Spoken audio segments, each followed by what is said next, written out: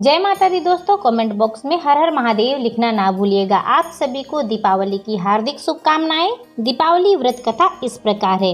एक दिन सोनकादि ऋषियों ने संत कुमार से पूछा, हे भगवान, दिवाली के अवसर पर श्री लक्ष्मी जी के साथ साथ अन्य देवी देवताओं की पूजा क्यों किया जाता है, जबकि दीपावली का पर्व विशेषता लक्ष्मी पूजन का है। ऋषियों की इस शंका को सुनकर संत कुमार जी कहने लगे, हे ऋषियों, समय पाकर जब दैत्यराज बलि ने अपने भुजबल से अनेकों देवताओं को बंदी बना लिया, तो कार्तिक अमावस्या के दिन स्वयं विष्णु भगवान ने वामन रूप धारण कर उसे बांध लिया और समस्त बंदी बनाए गए देवताओं को कारागृह से मुक्त कर दिया। कारागृह से मुक्ति पाकर सभी प्रमुख देवों ने क्षीर सागर में लक्ष्मी सहित विश्राम किया। इसी कारण दीपावली के दिन लक्ष्मी पूजन के साथ साथ सभी देवताओं के पूजन तथा शयन की व्यवस्था करनी चाहिए। ऐसा करने से लक्ष्मी अन्य देवताओं के साथ वही विश्राम करेगी। लक्ष्मी जी अन्य देवताओं के शयन के लिए सैया बिछानी चाहिए, जिसको कि किसी प्राणी के लिए प्रयोग ना किया गया हो। उस पर सुंदर नवीन वस्त्र व चादर बिछाकर तकिया तथा रजाई आदि लगा दे। तत्पश्चात सुगंधित कमल पुष्प भी सैया पर बिछावे, क्यों लक्ष्मी जी का निवास प्राय कमल में ही रहता है।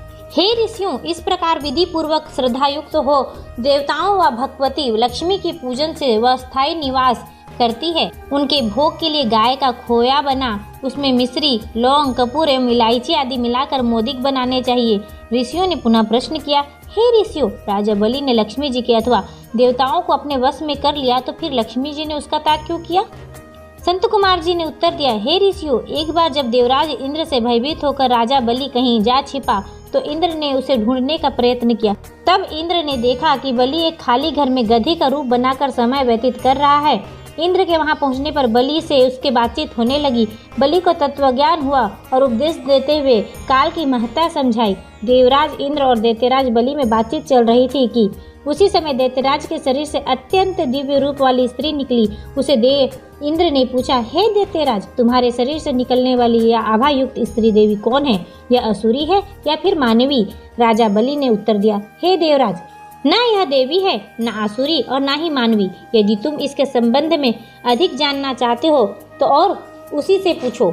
इतना सुन इंद्र ने हाथ जोड़कर पूछा, हे देवी, तुम कौन हो और दैत्यों का परित्याग करके मेरी ओर क्यों बढ़ती आ रही हो? मनंद मंद मुस्कुराती हुई शक्ति रूपी स्त्री बोली, हे देवेंद्र, मुझे ना तो दैत्यराज प्रहलाद के पुत्र विरोचन ही जानते हैं और ना ही उनके पुत्र यह बलि ही। शास्त्र वेता मुझे दुस्साहा, भूति और लक्ष्मी के नामों से पुकारते हैं, परंतु आप तथा अन्य देवगण मुझे भली प्रकार से नहीं पहचानते। इंद्र ने प्रश्न किया, हे देवी, जब इतने दीर्घ काल तक अपने दैत्यराज के पास वास किया, तो फिर अब इनमें से कौन सा दोष उत्पन्न हो गया जिससे इनका परित्याग कर रही हो? साथ ही यह भी बताने की कृपा करो कि आपने मुझ में कौन सा ऐसा गुण देखा जो आप मेरी ओर अग्रसर हो रही हो। लक्ष्मी जी ने उत्तर दिया, हे आर्य, मैं जिस स्थान पर निवास कर रही हूँ वहाँ से मुझे धाता विधाता कोई नहीं हटा सका, क्योंकि मैं सदैव समय के प्रभाव से एक को त्याग कर दूसरे के पास चली जाती हूँ। इसलिए मेरा तुमसे कहना है कि तुम बलि का अनादर न करते हुए आदर की दृष्टि से उसका सम्मान करो। इंद्र ने पूछा, हे देवी, कृपा करके यह बतलाइए कि अब आप असुरों के पास क्यों नहीं रहना चाहती? लक्ष्मी जी बोली, मैं उस स्थान पर रहती हूँ जहाँ सत्य, दान, व्रत, तप, पराक्रम तथा धर्म रहते हैं।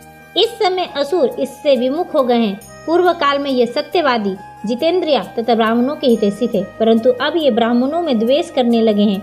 झूठे हाथों से धृत छूते हैं, अक्षम्य भोजन करते हैं, साथ ही धर्म की मर्यादा तोड़कर विभिन्न प्रकार के मनमाने आचरण करते हैं।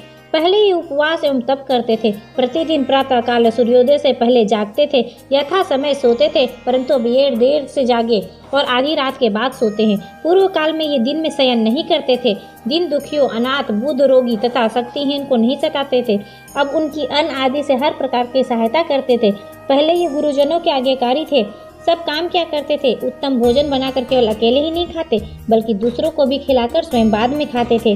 प्राणी मात्र को समान समझते हुए सरलता, चतुरता, सौहार्द, उत्साह, निरंकार, सत्य, क्षमा, दया, दान एवं वाणी में सरलता आदि सभी गुण विद्वान थे।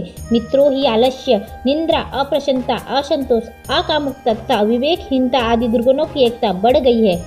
अब इनकी सभी बातें नियम के विरुद्ध होने लगी है। बड़े बूढ़े का सम्मान व आज्ञा पालन न कर उनका अनादर करते हैं। गुरुजनों के आने पर आसन छोड़कर खड़े नहीं होते। संतान का शास्त्रोक्त विधि से पालन पोषण नहीं करते। इन्हीं सभी कारणों से शरीर एवं चेहरे की कांति क्षीण हो रही है। पर स्त्री हरण, जुआ, शराब, चोरी, दुर्गुण अधिक आ जाने के कारण इनकी धार्मिक आस्था कम हो गई है। अंततः हे देवराज, मैंने निश्चय किया है कि अब इनके घर में वास नहीं करूंगी। इसी कारण दैत्यों का परित्याग करके मैं तुम्हारी ओर आ रही हूँ। इसलिए तुम प्रसन्नता पूर्वक मुझे अंगीकार करो। जहाँ पर मेरा वास होगा वहाँ पर आशा, श्रद्धा, धृति, शांति, जया, क्षमा और विजित संगति या 8 देवियाँ भी निवास करेंगी। अब समस्त देवताओं के अंदर धार्मिक भावना अधिक बढ़ गई है, इसलिए अब मैं तुम्हारे यहाँ निवास करूंगी। यह सुनकर इंद्र ने शक्ति रूपी लक्ष्मी का हार्दिक स्वागत किया और उसी समय अन्य देवतागण भी उनके दर्शनार्थ आकर उपस्थित हुए और विविध प्रकार से स्तुति करने लगे तथा बाजे गाजे के साथ उन्हें स्वर्ग में ले गए। सनत कुमार जी कहते हैं, हे ऋषियों, बस उसी समय से संसार में धर्म तथा सुख और शांति की भावना देवी भगवती की कृपा से जागृत हो गई। बोलिए लक्ष्मी माता की जय।